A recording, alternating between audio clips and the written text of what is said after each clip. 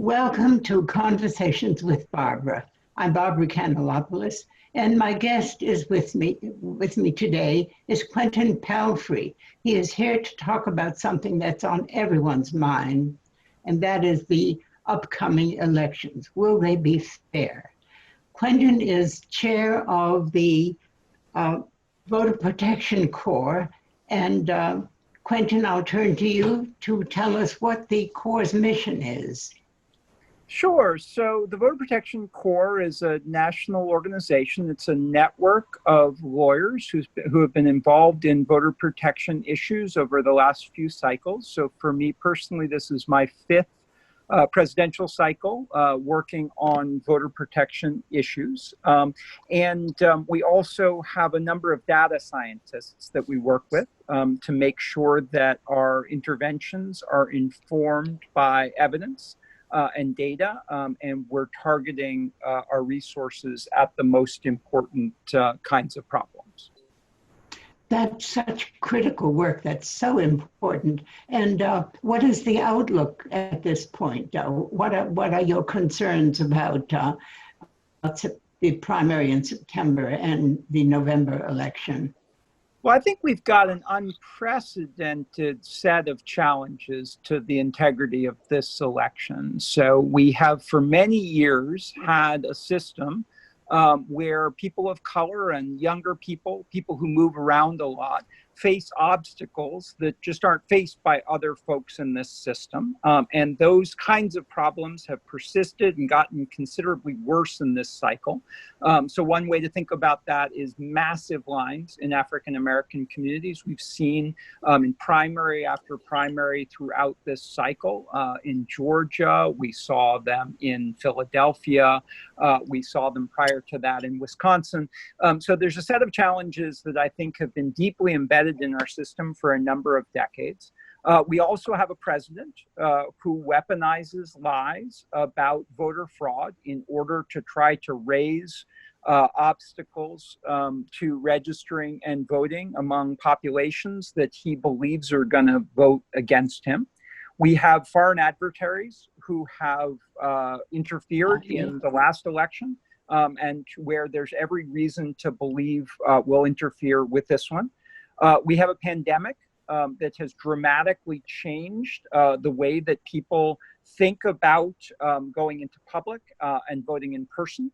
And then we have a president who has signaled that he is likely to contest the integrity of the election if it doesn't go his way. So we got a lot of work on our hands. Yes. And not that much time to head off those problems. Yes.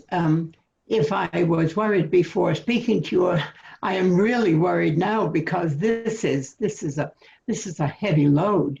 And so is the situation in Massachusetts any easier than it is elsewhere because we now have voting by mail?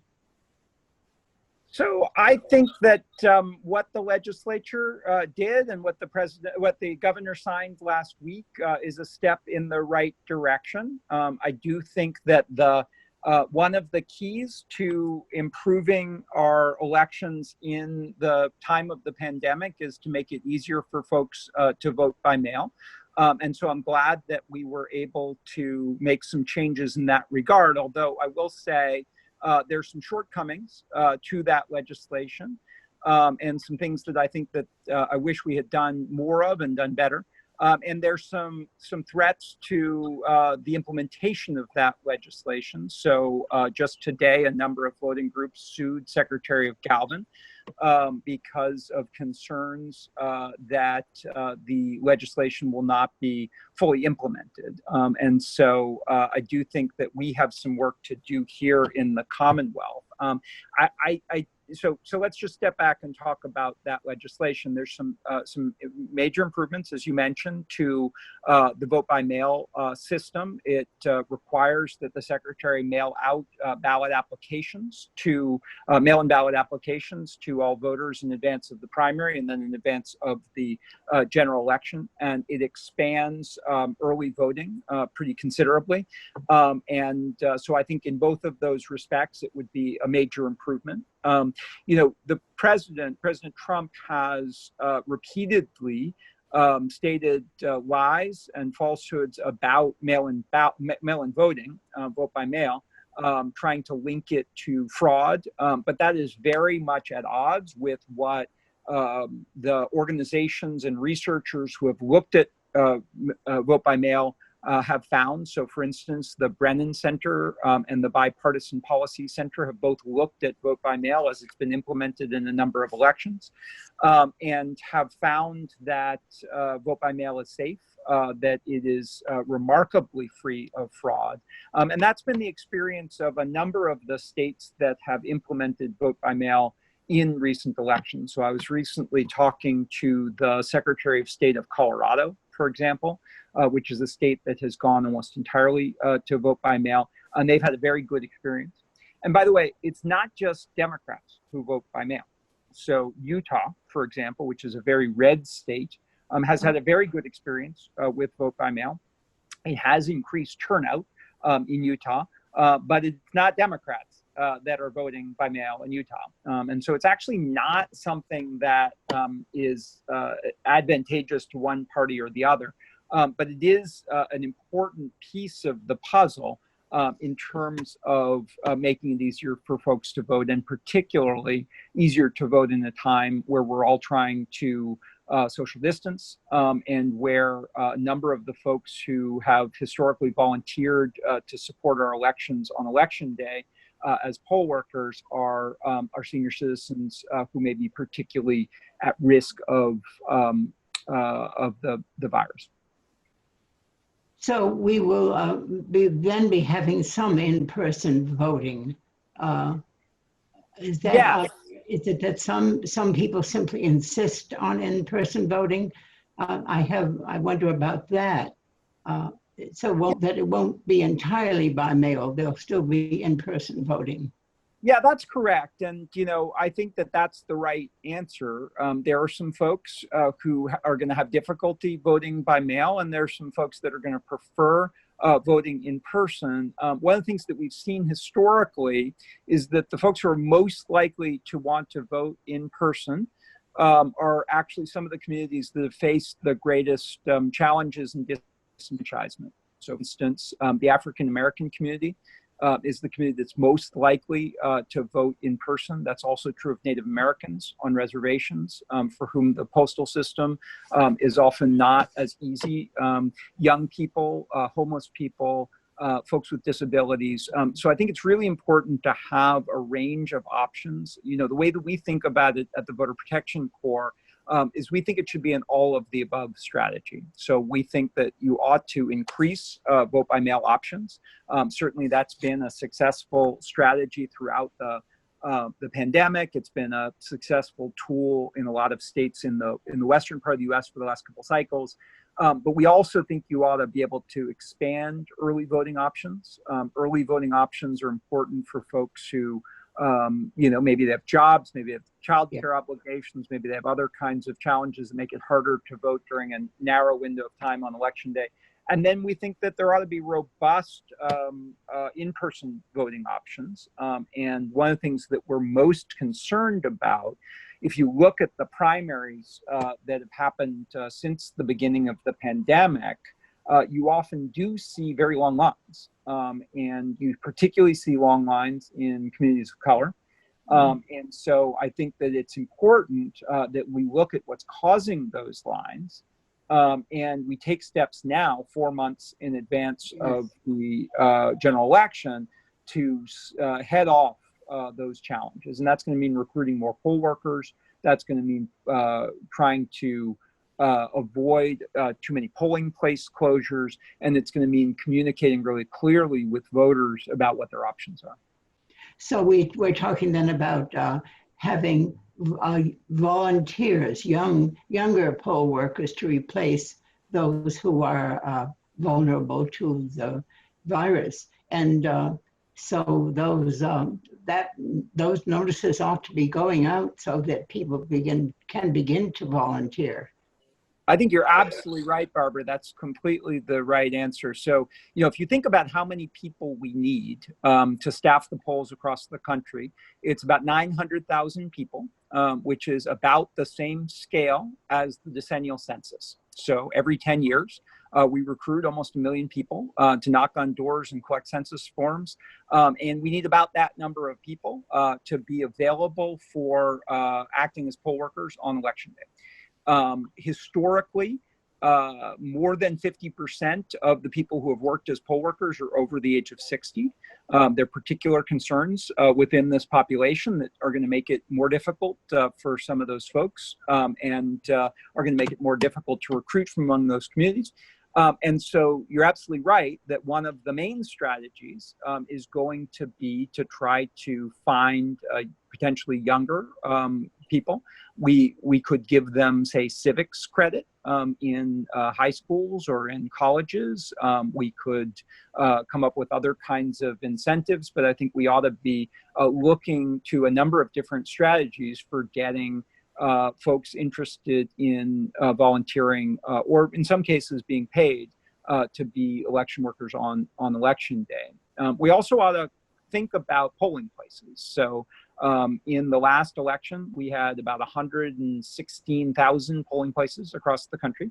And one of the things that's been happening during the pandemic, during the primaries, is there's been a lot of pressure to close a lot of those polling places. So to take an egregious example, in the city of Wisconsin, in the city of Milwaukee in Wisconsin, on election day, primary day, they went from 180 polling locations in the previous presidential primary down to just 5. When you decrease the number of polling locations, what you're likely to do then is increase the lines. So what we saw in Milwaukee was a huge number of voters, and this was a disproportionately African-American community, had to wait in line 4, 5, 6 hours. And then a number of them contracted the virus because they were not social distancing, and it created a public health risk.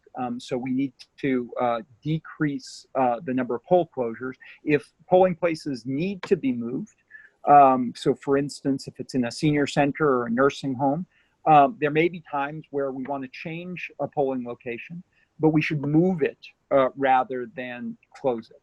So the city of Philadelphia just last month closed 77% of their polling locations. So if you leave open only 23% of your polling locations, you're going to get lines. And if you get lines, that has the effect of suppressing the vote and also creates a very risky situation for the people who do want to vote in person.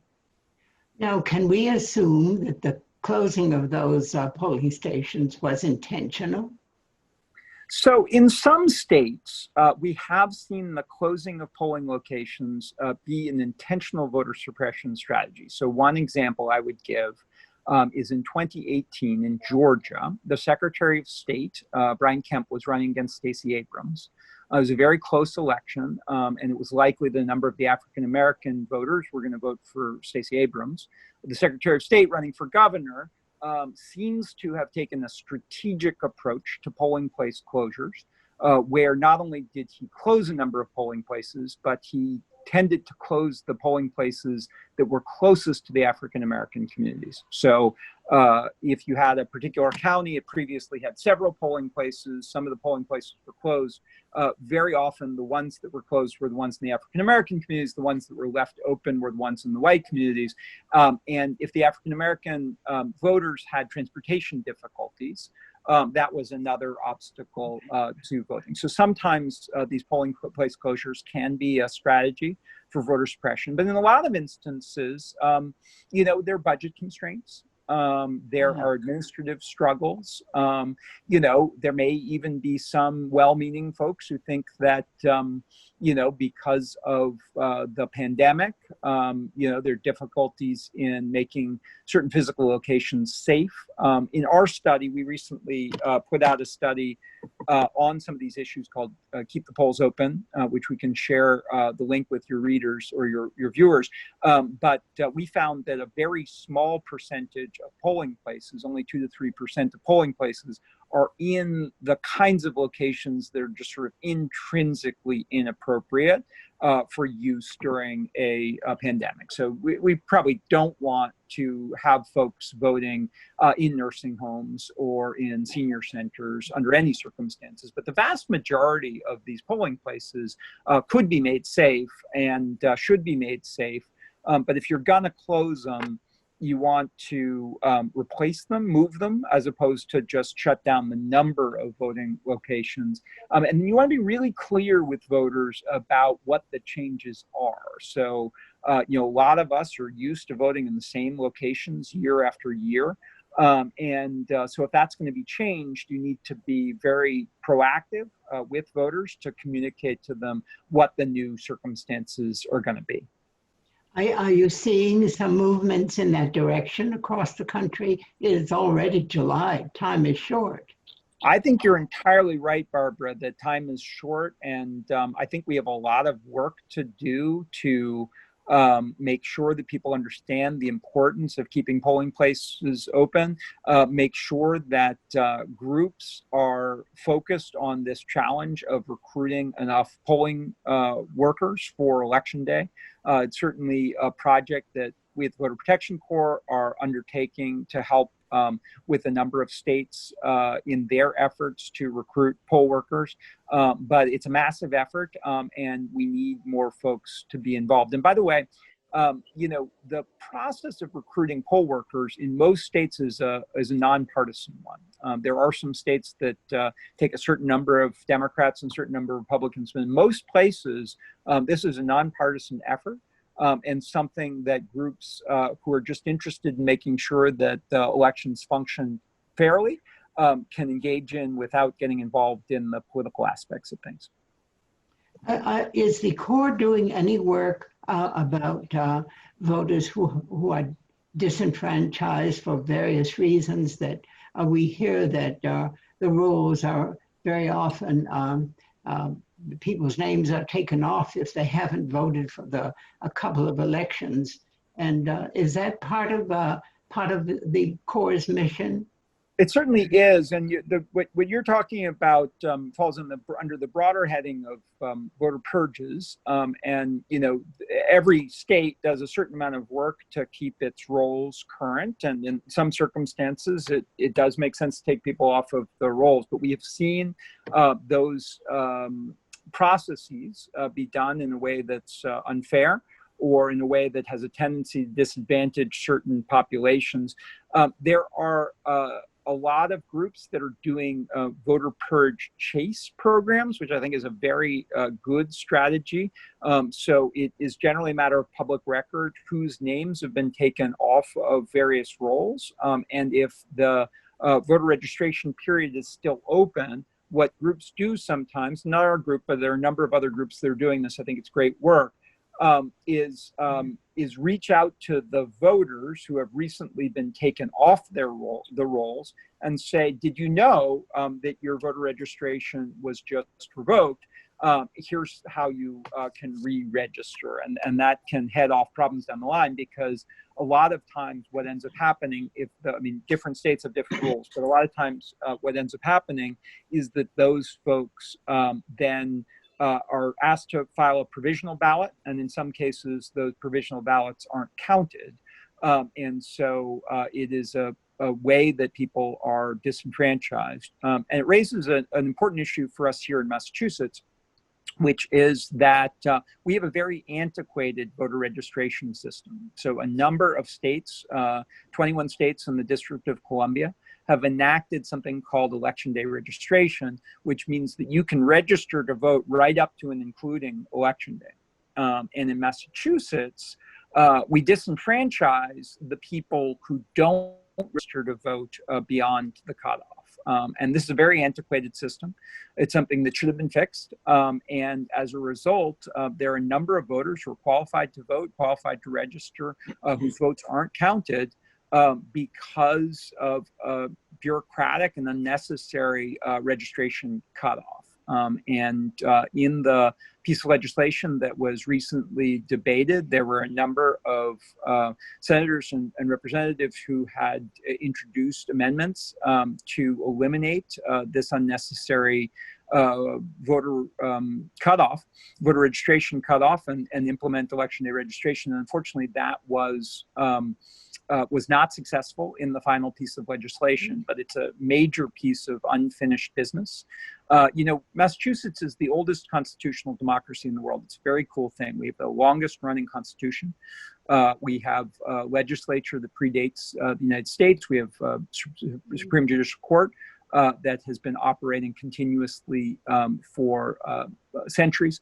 And in many ways, democracy was born here in Massachusetts. And yet, on the critical issue of making our democracy safe and open and fair, we have fallen way behind a number of other states.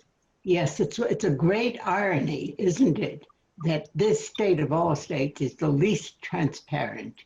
Our what goes on in the State House is not at all transparent, and we have a lot of work to be done. Maybe citizen groups protesting that.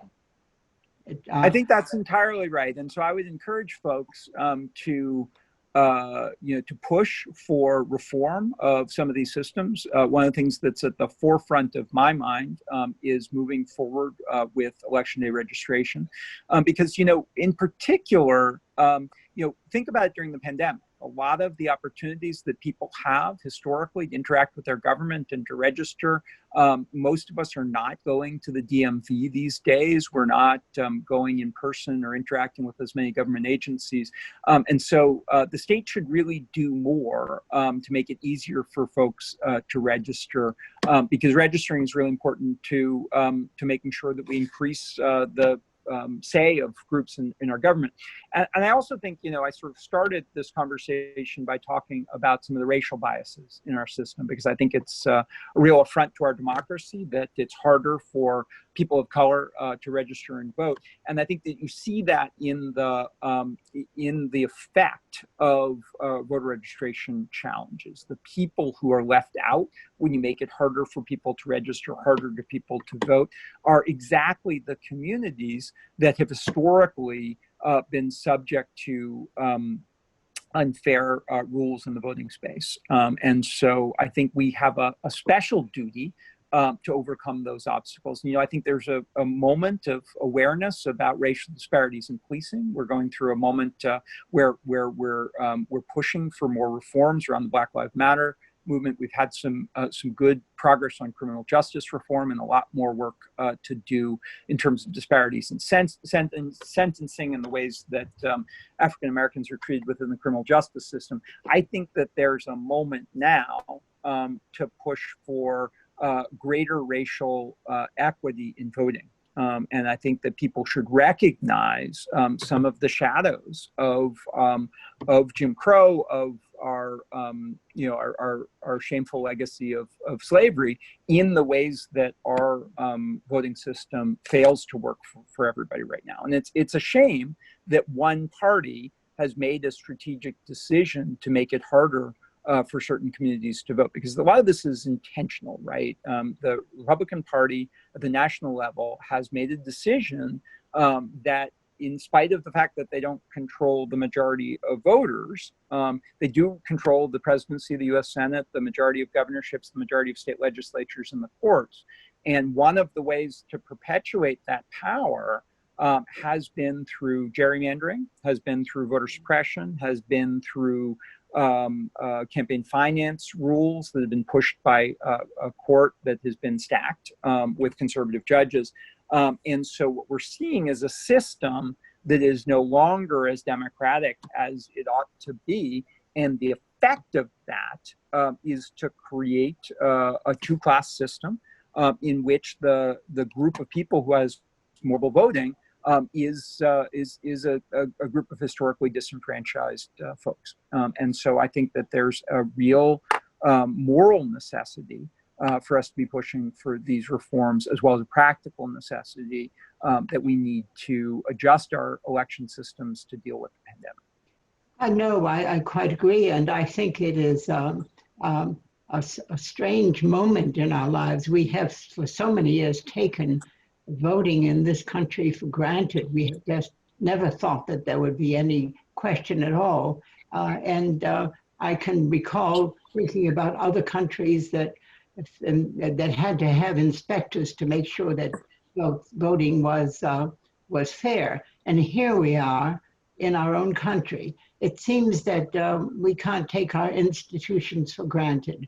And I think that's right. And I think, every day we're seeing more and more attacks on our constitutional structure. So, I mean, this weekend, President of the United States pardoned somebody who was, or commuted the sentence of somebody who was convicted by a jury of assisting the president in criminal activities.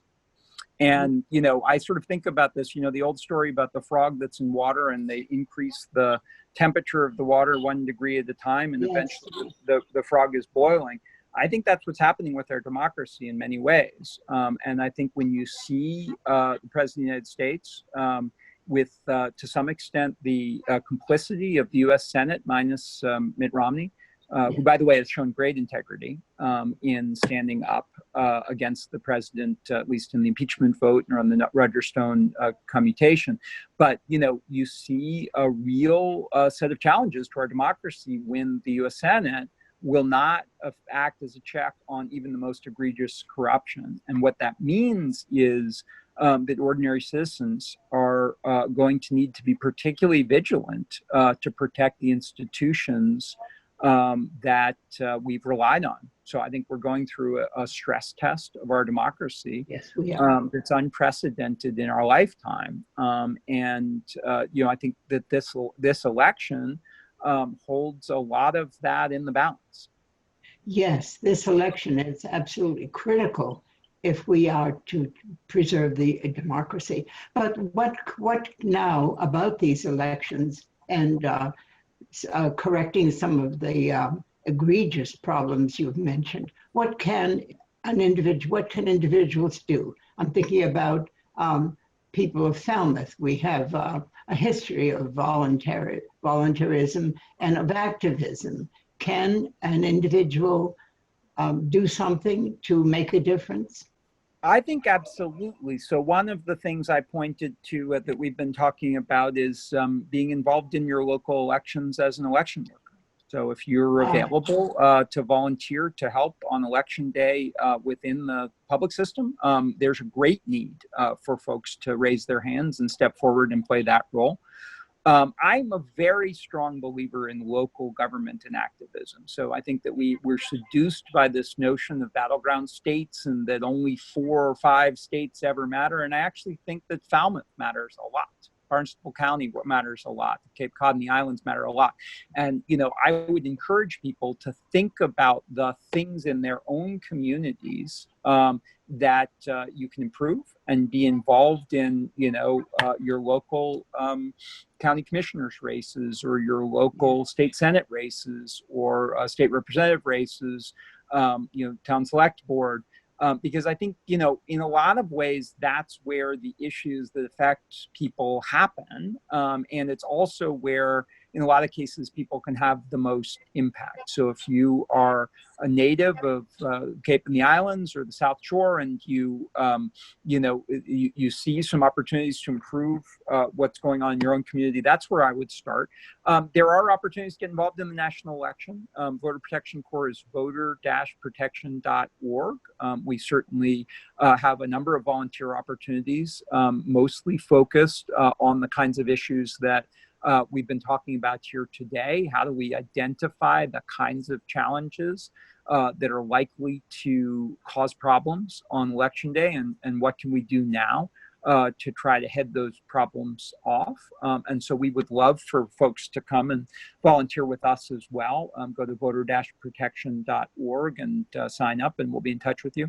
But I would just encourage people to think about local opportunities. Think about election day opportunities, volunteer for a candidate you believe in. And also think about long-term strategies. So there was just a piece of legislation passed on Beacon Hill. There was, the governor signed it, but we're not done. There are lots of opportunities to promote democracy in the Commonwealth. And, I think that people should think about how can we improve it the next time? How can we make sure that there's election day registration? How can we make sure there's ranked choice voting? How can we make sure that there's early voting the weekend before the election? How can we make sure that the automatic voter registration system is implemented properly? There are a lot of opportunities to get involved, and this is a long-term problem, and we need to be involved in a sustained way in reclaiming our democracy. And you think that the beginning is to concentrate on municipal government, local government. Yeah, I do. I mean, I think that. Well, let me put it this way. I'm going to be a little partisan for a second. When I woke up the day after Donald Trump was elected, I was devastated, and I had to sit down and tell my children what had happened. But when we think about what that was, it wasn't just the presidency switching. So I had the great honor to work in the White House for President Barack Obama, and was very proud of what we were able to accomplish in that administration. And when the presidency shifted, it wasn't just the presidency shifted. It was, at the time they had the Senate and the House and the governorships and state legislatures and the courts. And if you think about how that happened, it was a process that goes back at least 2 decades, right? Maybe 3. The Christian Coalition, the Newt Gingrich and his revolution, the Tea Party.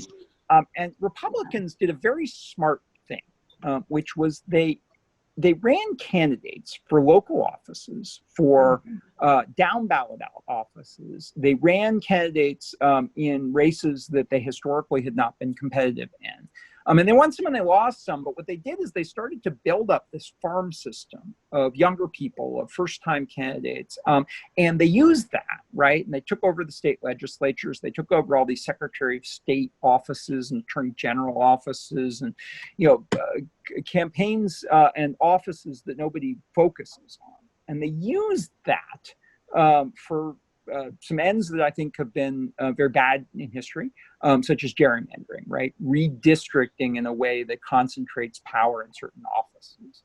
And when we think about how we're going to claw our way out of the really scary times that we're in, I think we need to take a long-term approach that's sort of based on that notion. We need to have young people running for office. We need more diverse candidates for office. We need women running for office. We need people who weren't interested in politics to get interested in politics, not just interested in, presidential politics, but interested in local politics and get engaged in their communities. And if you think about what it's going to take for us to kind of claw our way out of this mess, that's what it's going to be. It's going to be local activism. It's going to be diverse and first-time candidates. It's going to be reclaiming the government. It's going to be messy. But I think that's the answer. It's not a top-down, like, how are we going to fix the Democratic Party kind of a thing. It's going to be local activism. And so that's how I think people should think about it. If you haven't been interested in politics before, now's the time.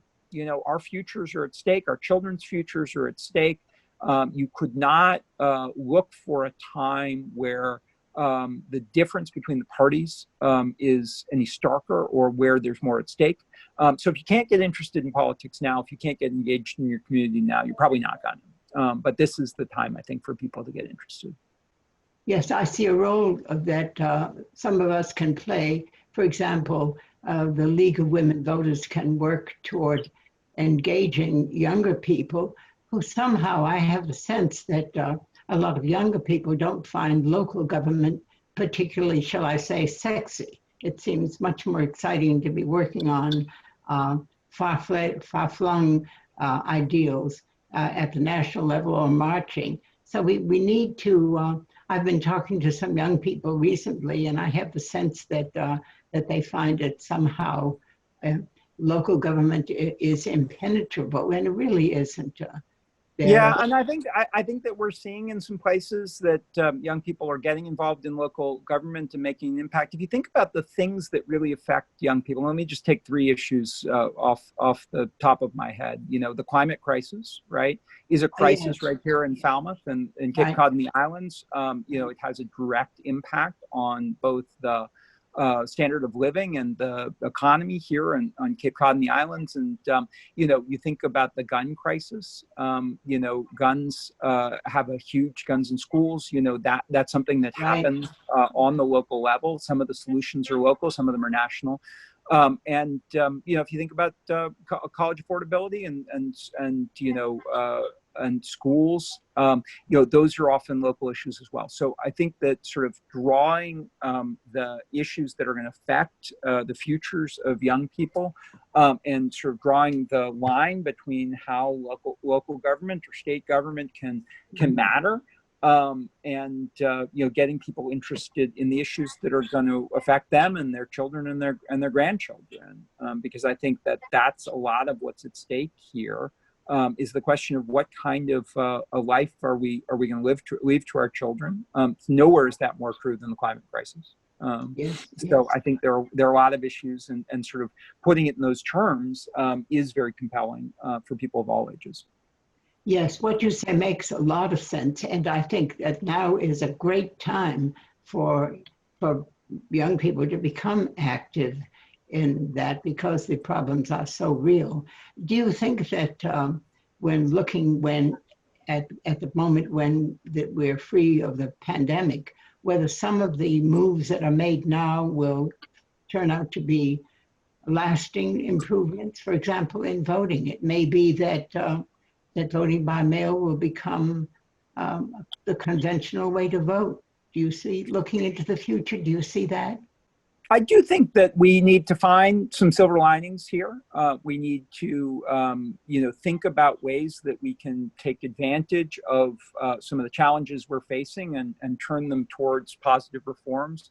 Certainly, mail-in voting would be one such reform. I think that there's some ways in which, for instance, technology can transform education, and maybe if there are investments in integrating technology into our schools, into our workplaces, there may be some positive benefits to that. But I'll say, I do think that this pandemic reflects a real crisis of leadership at almost every level, certainly at the federal level, that President Trump has failed us, has failed to set a national agenda, has failed to get ahead of this problem, but also, even when the problem was upon us, failed to demonstrate the kind of leadership that we needed at the national level for a coordinated response. And I think that we're starting to see the consequences of that failure of leadership. If you compare, say, some of the countries in Europe that were hit very hard by this pandemic, but took the important forward-looking steps to crush the curve. Some of those economies are reopening, and then we see real difficulties here in the United States with a resurgence of the pandemic. I'm quite worried that we're making some missteps here in Massachusetts. I know that Massachusetts has fared better recently. We were hit very hard with the pandemic and then fared a little bit better. I personally am quite worried about the move to reopen casinos and movie theaters and indoor dining, indoor gyms. I don't know if you know what the reproduction rate is, but it's the rate, if it's more than one, what it means is that each person will affect more than one person, and you have the danger of spiraling kind of geometric growth. Massachusetts recently flipped over to slightly more than one. A number of other Northeast states, so New York and New Jersey, have slowed down the reopening, particularly of indoor activities. And I'm worried that Massachusetts may be a little bit foolhardy in some of our recent move, particularly the indoor activities. I think are quite risky. And I say this understanding the pain that some of these businesses are feeling. But I think the real solution is that we actually should just raise some money to subsidize some of those businesses, and that the right answer is actually to pay some of the gyms and the casinos and the movie theaters and the restaurants, pay them to stay closed.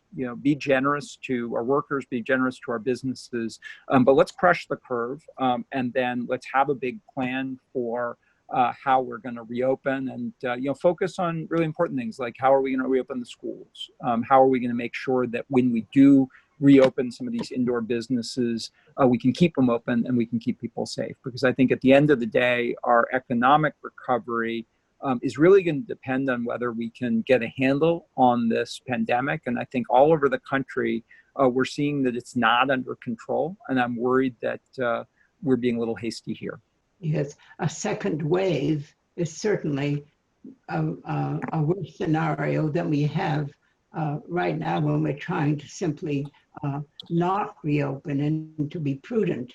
It seems to me, I think I agree with you about what could happen if we don't control the spread. And I sure hope I'm wrong. I sure hope that, it's fine and we keep going in a good direction. I worry in particular about like movie theaters. Movie theaters seem like that's just sort of, I don't know why we're opening movie theaters. Right, yes. And then the issue of schools as well. There is a lot of pressure at the federal level to reopen, and this is really foolhardy. So we have that as well. I wonder if the work of the Corps is, what does the Corps do for its funding? Is it so? The Voter Protection Corps is a charitable entity. It's a 501c4 entity, and we've been engaged in fundraising for the last year or so, and have received some generous donations. Certainly, if any of your listeners want to make a donation, you can make it through the webpage voter-protection.org. But we've received generous donations from individuals and some larger institutions, and we're really focused on getting through November, and then we'll see from there. But we're fully funded through the election, and we can do more with more. But we're pleased that we have the resources to get through the election. Well, we should encourage viewers to check your website, and let's have that again so that we'll post it. We'll certainly post it on the screen. It's voter-protection.org. All right, that's easy enough. And then more information is on that website for someone. Absolutely. We'd love to have your viewers get involved. We certainly have volunteer opportunities, contribution opportunities, and lots of information about what we think are the challenges and what are the strategies that we can take on to overcome those challenges. Yes, and are you optimistic? I am optimistic I'm optimistic about this election, but I'm also optimistic in the medium to long term sense. I think that our democracy is in crisis. I think that this is the time when we need to stand up for it. This is the time we need to work hard to make sure this election is free and fair. But over time, I think that our society is changing, the demographics are changing, and I think that our democracy will prevail. And I think, if you look at the views of the next generation, even in the reddest of places, it's becoming more and more progressive on a number of issues. And I think I think the electoral map is going to change. I mean, you see, for instance, Texas is now a battleground state. And you're seeing some real changes in the Southwest in terms of where those votes are going to go. And I think that over time, it's going to be harder and harder for these voter suppression efforts to work. But I think in the short term, we shouldn't kid ourselves. I think this is a crisis of our democracy. I think that the Trump administration is assaulting our constitutional norms. And I don't think that we should kid ourselves about what we're up against. Well, I thank you very much for both your words of encouragement and also for your words of warning. And I want to thank you so much for telling us about the important work that the Corps is doing.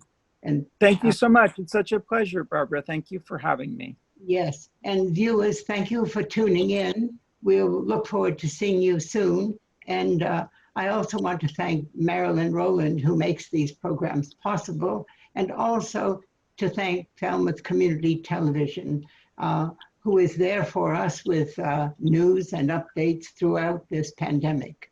So thank you, and see you all soon.